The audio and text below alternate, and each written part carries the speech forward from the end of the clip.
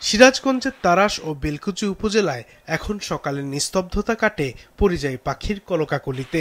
শীত মৌসুম শুরুর আগেই দুই উপজেলায় হাজার হাজার মাইল পথ পাড়ি দিয়ে এসেছে এসব পরিযায়ী পাখি।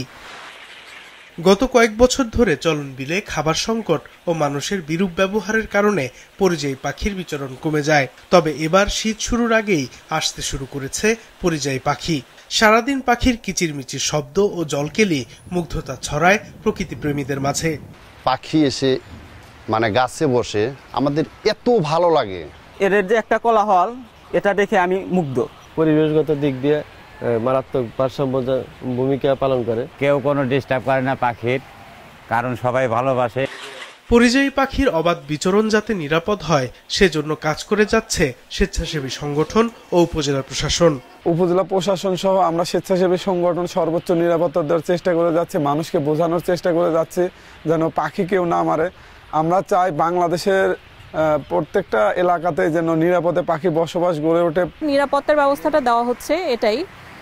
এর বেশি কিছু আসলে এখনো আমরা করে উঠতে পারিনি, তবে আমরা আশা করছি যে ভবিষ্যতে আমরা পাখিদেরকে আরো কিভাবে তাদের সংখ্যা বৃদ্ধি করা যায় এই বিষয়ে আরো প্রয়োজনীয় ব্যবস্থা নেব।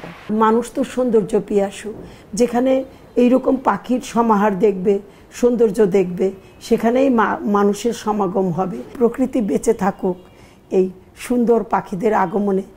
এদিকে জয়পুরহাটের খেতলাল উপজেলার কানাইপুকুর গ্রামের স্থানীয় এক ব্যক্তির পুকুর ঘিরে বড় বড় গাছে বাসা বেঁধেছে শামুকখোল পাখি।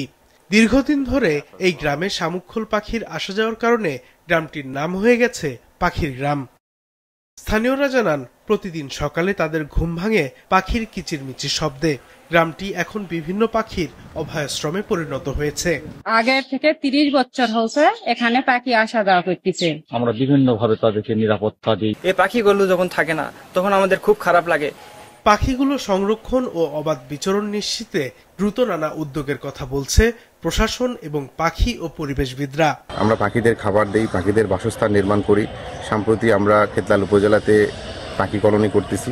তো এখানে এখন প্রচুর পাখি, গাছে গাছে হাঁড়ি বাঁধানো হয়েছে পাখিদের জন্য। এখানে পাখির যেন নিশ্চিন্তে তারা থাকতে পারে এবং তাদের খাবারের ব্যবস্থা, অন্যান্য যে আনুষঙ্গিক ব্যবস্থাগুলো আছে সেগুলো যেন নিশ্চিত করা যায়, সেই আলোকে আমরা বিভিন্ন পদক্ষেপ ইতিমধ্যে নিয়েছি। আসছে মৌসুমে পরিযায়ী পাখি যাতে কেউ শিকার করতে না পারে সেজন্য প্রশাসনের নজরদারি দরকার বলছেন পাখি প্রেমীরা।